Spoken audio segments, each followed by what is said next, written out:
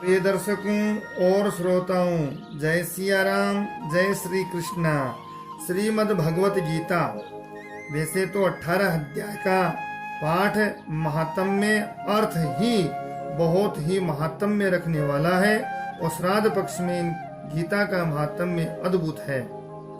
लेकिन 7वें अध्याय का जो महात्म्य है वह विशेष है।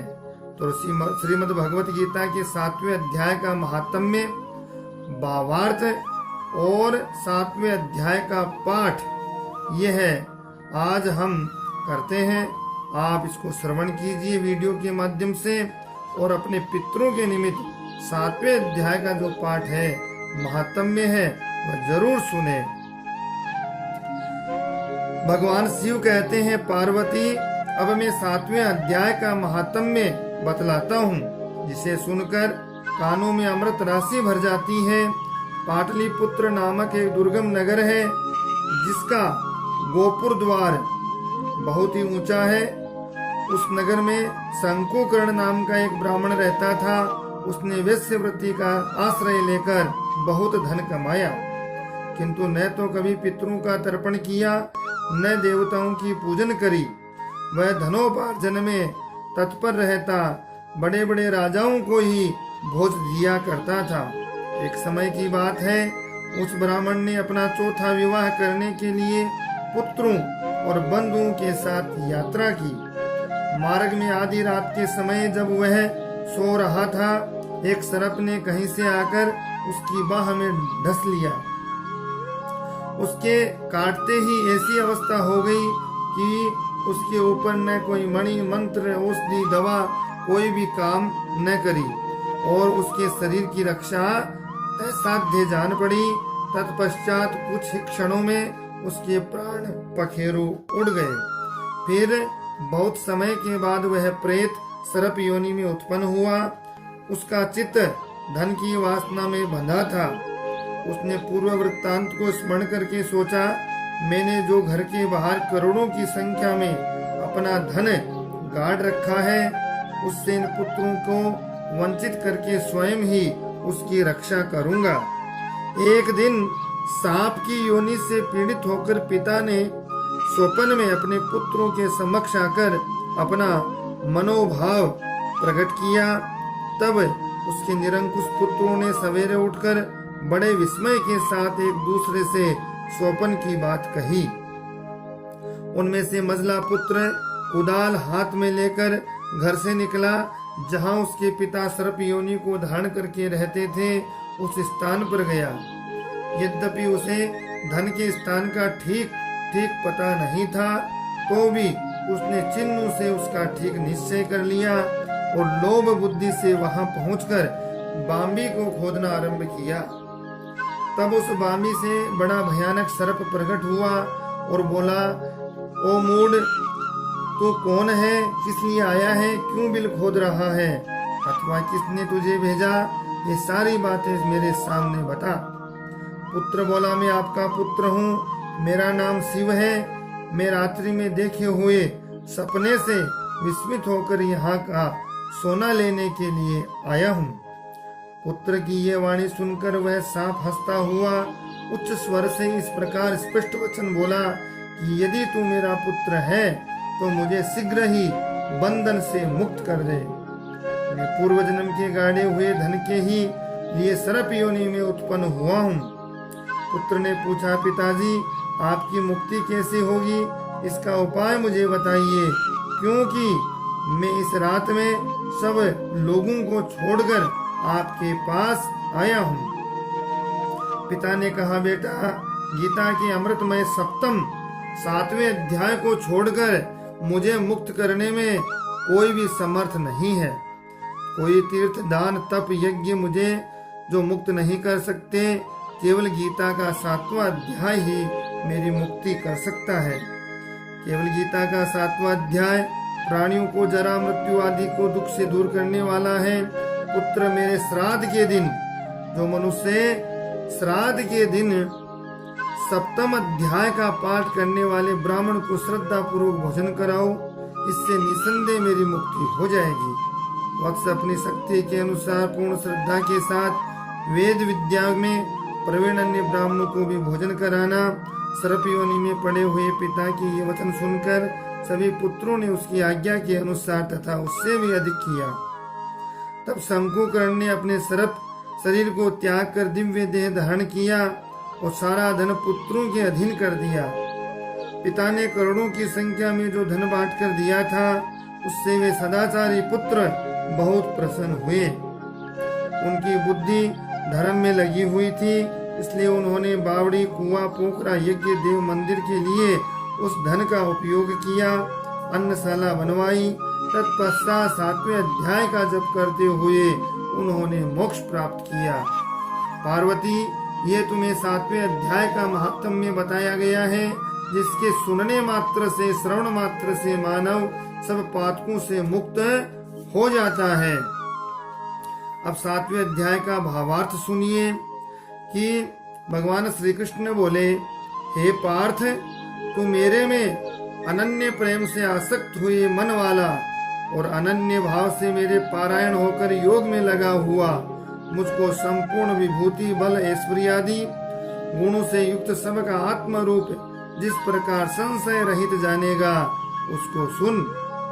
मैं तेरे लिए इस रहस्य सहित तत्व ज्ञान को संपूर्णता से कहूँगा कि जिसको जानकर संसार में फिर और कुछ भी जानने योग्य शेष नहीं रहता।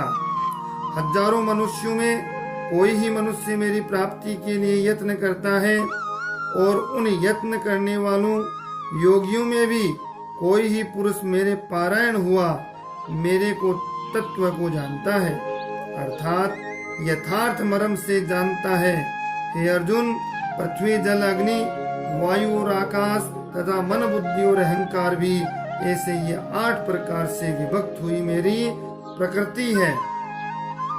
ये 8 प्रकार के भेदों वाली तो अपरा है, अर्थात मेरी जड़ प्रकृति है। और हे महाबाहो, इससे दूसरे को मेरी जीव रूपा परा अर्थात चेतन प्रकृति जान की, जिससे ये संपूर्ण जगत धारण किया जाता है। हे अर्जुन, तू ऐसा समझ कि संपूर्ण भूत इन दोनों प्रकृतियों से ही उत्पन्न होने वाले हैं और मैं संपूर्ण जगत का उत्पत्ति और प्रलय रूप हूँ, अर्थात उत्पत्ति भी मैं करता हूँ और प्रलय भी मैं करता हूँ, संपूर्ण जगत का मूल कारण हूँ। इसलिए हे धनंजय, मेरे से सिवा किंचित मात्र दूसरी वस्तु नहीं है। यह संपूर्ण जगत सूत्र में सूत्र के मणियों के समान मेरे से गुथा हुआ है। हे अर्जुन, जल में मैं रस हूँ और चंद्रमा और सूर्य में प्रकाश हूँ और संपूर्ण वेदों में ओंकार हूँ तथा आकाश में शब्द, पुरुषों में पुरुषत्व, पृथ्वी में पवित्र गंध, अग्नि में तेज हूँ और संपूर्ण भूतों में उनका जीवन हूँ, अर्थात जिसके वे जीते हैं वह मैं हूँ और तपस्वी में तप हूँ। हे अर्जुन, तू संपूर्ण भूतों का सनातन कारण मेरे को जान। मैं बुद्धिमानों की बुद्धि, तेजस्वियों का तेज, हे भारत श्रेष्ठ, मैं बलवानों का आसक्ति, कामनाओं से रहित बल अर्थात सामर्थ्य हूँ।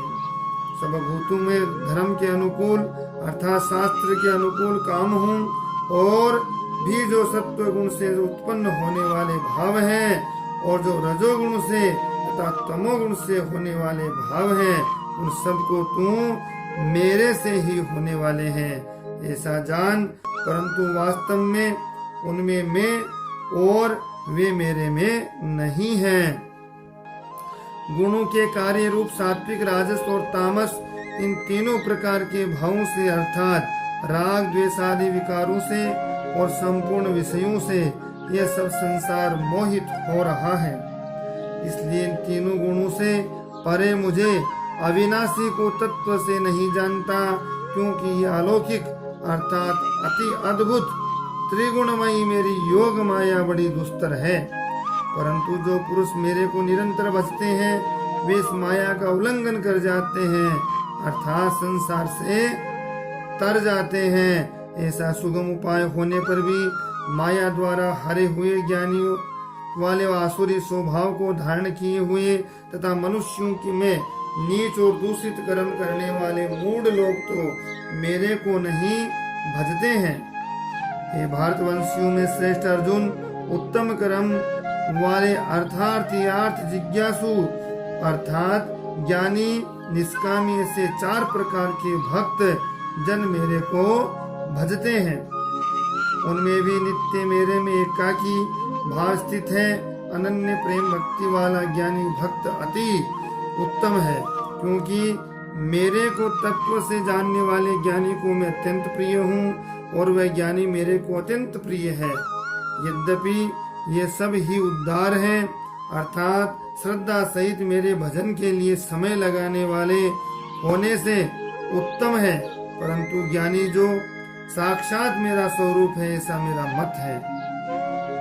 क्योंकि वह स्थिर बुद्धि ज्ञानी भक्त अति उत्तम गति स्वरूप मेरे में ही अच्छी प्रकार स्थित है, जो बहुत जन्मों के अंत के जन्म के तत्व ज्ञान को प्राप्त हुआ ज्ञानी सब कुछ वासुदेव ही है, अर्थात वासुदेव के सिवा अन्य कुछ है ही नहीं। इस प्रकार मेरे को भजता है वह महात्मा अति दुर्लभ है। हे अर्जुन, जो विषयासक्त पुरुष है वे तो अपने स्वभाव से प्रेरे हुए हैं तथा उन भोगों की कामना द्वारा ज्ञान से भ्रष्ट हुए उस नियम को धारण करके, अर्थात जिस देवता की पूजा के लिए जो नियम लोक में प्रसिद्ध है उस नियम के धारण करके अन्य देवताओं को भजते हैं, अर्थात पूजते हैं। जो सकामी भक्त जिस देवता को स्वरूप को श्रद्धा से पूजना चाहता है, उस भक्त की मैं उस ही देवता के प्रति श्रद्धा को स्थिर करता हूँ। वह पुरुष उस श्रद्धा से युक्त हुआ उस देवता की पूजन की चेष्टा करता है और उस देवता से मेरे द्वारा ही विधान किए हुए उन इच्छित भोगों को निसंदेह प्राप्त होता है।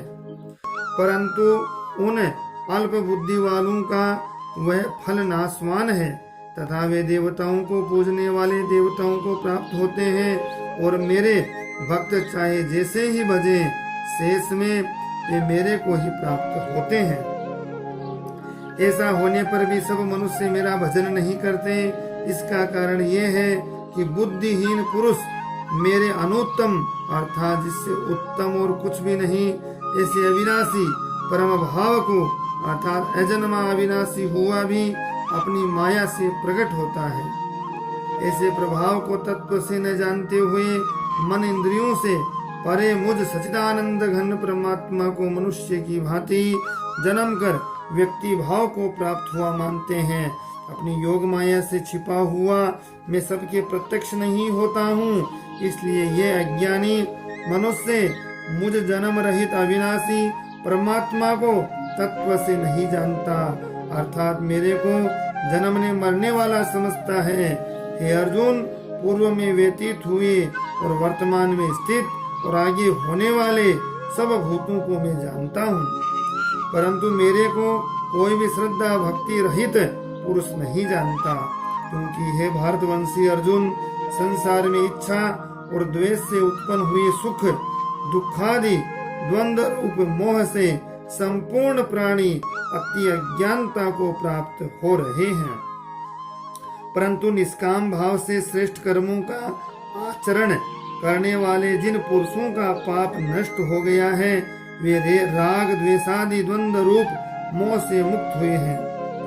दृढ़ निश्चय वाले पुरुष मेरे को सब प्रकार से बचते हैं। जो मेरे शरण होकर जरा और मरण के छूटने के लिए यत्न करते हैं वे पुरुष उस ब्रह्म को तथा संपूर्ण अध्यात्म को और संपूर्ण कर्म को जानते हैं। जो पुरुष अधिभूत और अधिदेव के सहित तथा अधियज्ञ के सहित सबका आत्मरूप मेरे को जानते हैं, अर्थात जैसे भाप बादल धूम पानी और बर्फ ये सभी जल स्वरूप हैं, वैसे ही अधिभूत अधिदेव अधियज्ञ आदि सब कुछ वासुदेव स्वरूप हैं। ऐसे जो जानते हैं वे युक्त चित्त वाले पुरुष अंत काल में भी मुझको ही जानते हैं, अर्थात भगवान कहते हैं मुझको प्राप्त हो जाते हैं। श्रीमद् भगवत गीता उपनिषद में यह ज्ञान विज्ञान योग नामक 7वां अध्याय का भावार्थ था। अभी पहले आपने जो 7वें अध्याय का महात्म्य सुना, 7वें अध्याय का बड़ा महात्म्य है, श्राद्ध में तो विशेष रूप से है। पाठ लगातार जो गीता के हैं प्रथम अध्याय से 18 अध्याय के तक, यह मैं अलग से वीडियो बनाऊंगा, उसमें आप श्रवण करना, क्योंकि वीडियो की समय अवधि ज्यादा होने से जो है इसमें परेशानी रहती है। तो आप भगवत गीता के 7वें अध्याय का महत्व सुने और साथ में इसका भावार्थ सुने। इसी प्रकार वीडियो को लाइक शेयर सब्सक्राइब कमेंट करें, अपना स्नेह प्रेम इसी प्रकार देते रहें और बेल आइकन को दबाना बिल्कुल न भूलें, जिससे समय पर सबसे पहले आप तक ये कार्यक्रम पहुंच जाए। जय सिया राम, जय श्री कृष्णा।